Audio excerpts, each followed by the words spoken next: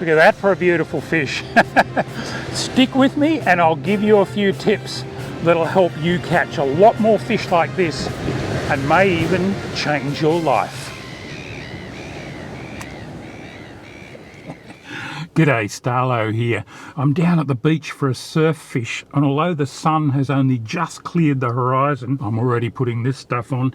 I've always been pretty good over the years about covering up against the sun. I wear lightweight long sleeve shirts and long pants where appropriate, and I put this stuff on before I go fishing and reapply a couple of times during the day. But what I know is that skin cancers and melanomas are one of the biggest killers of men in my age group in particular, and a bit younger. We're actually twice as likely to die from it as women, believe it or not. It's a scary statistic. In fact, an Australian dies on average every 6 hours from melanoma. Just think about that for a minute. Fishermen are pretty good at covering up their gear, our boats and our cars and our fishing tackle, but we just don't look after our own skin. I've been really lucky. I've never had a serious skin cancer, but just recently I've had some crusty bits frozen off the top of my ears by the doctor, and I think I know the reason why. It's this, and it's time for a change. I've worn caps all my life, but I think it's time to bite the bullet and go for a broad-brimmed bucket-style hat like this one. Apart from anything else, I think I've been setting a bad example for a lot of the people that watch my content. So I'm going to try and wear this whenever I can, particularly when I'm out during the day and the UV factor is fairly high. But I'm still going to make sure that I put this stuff on. Conditions don't look too bad. I'm pretty keen to get down there on the beach. All right, let's get at it. Thanks to our new Rhino rack rod holders, I can carry my outfits ready rigged, which really speeds things up. And it's not a big walk along the beach to my chosen spot. I rather like the look of this hole.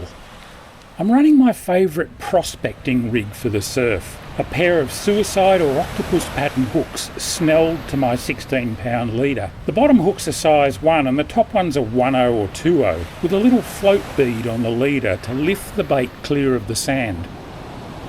I spear the hooks through the pilly as shown and then throw a half hitch of leader around just the tail of the bait, not the hook shank. If it wraps around the hook, it can tighten up on the shank when you pin a fish and really weaken the leader. Then I break the pilly off just below the bottom hook to let all those attractive juices flow.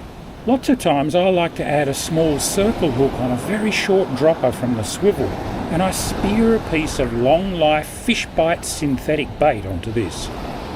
The nice thing about this rig is that if I lose my pilchard to crabs or pickers, I'm still in the game. Nice. Let's get it out there, and I'll only need a short cast.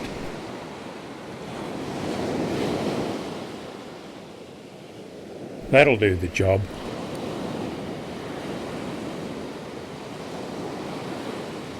It's a gorgeous morning and the conditions are just about perfect, although the tide's actually dropping, and combined with the rising light levels, that might push the fish out of the hole and into the deeper water beyond the surf break. Only time will tell, I guess. And sure enough, things are pretty quiet for a while, until, finally... Oh, there's a bite, there's a bite, there's a bite. Yes! Oh!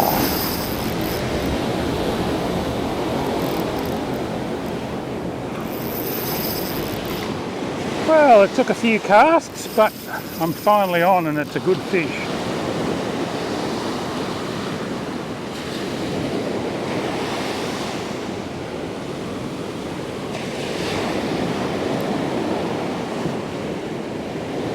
Really solid fish.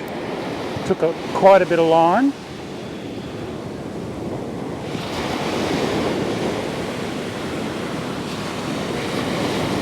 It's important just to stay calm. There's no obstructions out here to cut your line on, so you can enjoy the fight. Wow, this is a strong fish. I love this light gear on the beach. Going light has just improved my enjoyment of beach fishing so much. And switching to braided line.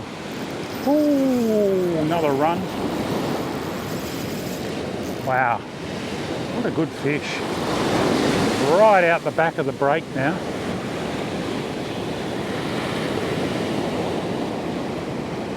Hasn't jumped.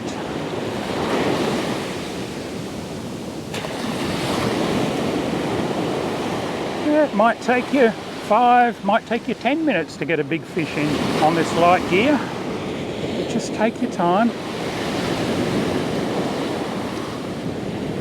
I mean, I'd have to say it was a big Australian salmon, but you never know.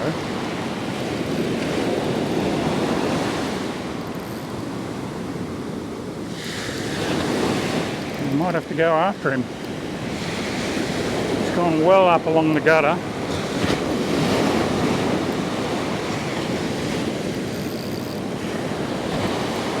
This Dialuna rod is so much fun. It's light but potent. It's the first bite I've had this morning. I had half a dozen casts, still had the same bait on. The pilly was starting to soften up a bit, but because of that half hitch that I put round the tail, it hadn't fallen off. So I just kept throwing it back out there, and eventually, bang. Starting to work him in now. As I get down to short range and there's less give in the system, I may back the drag off a tiny bit. Alright, I just saw a swirl, so he's quite close in now. I'm just going to wait for the right wave. Just got to look at him and I'd say it is definitely a salmon. Here's a good wave. I don't know if he's quite ready though.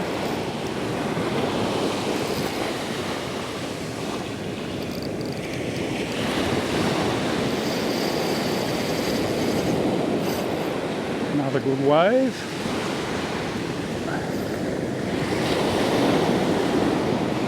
This is such a powerful fish. They are just the most underrated sport fish.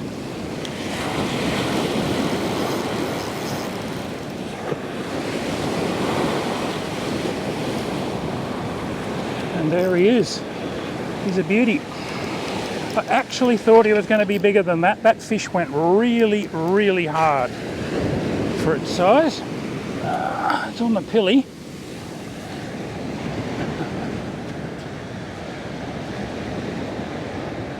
He's just pinned, so I'm going to be able to let him go. I don't mind eating them, but I prefer the smaller ones to eat. Came off beautifully. I'll get him back in.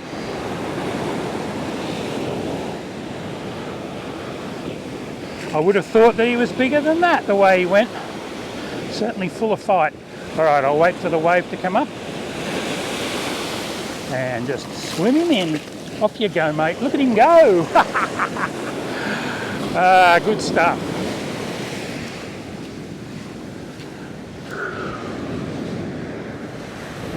Time to rebait and get back into it. I always carry a length of PVC pipe to use as a rod holder when rigging and baiting up. It really prolongs the life of your gear by keeping it up out of the sand. But I almost never fish with my outfit just sitting in this pipe. I prefer to hold it. With a new bait on, I fire out another cast into the hole.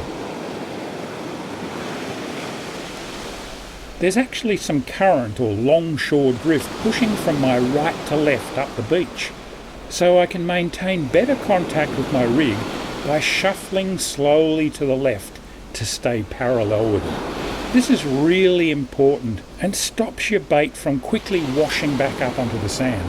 Using relatively fine braided line also helps me to maintain contact and feel for bites, which I'll detect through my index finger, where it holds the braid in front of the reel.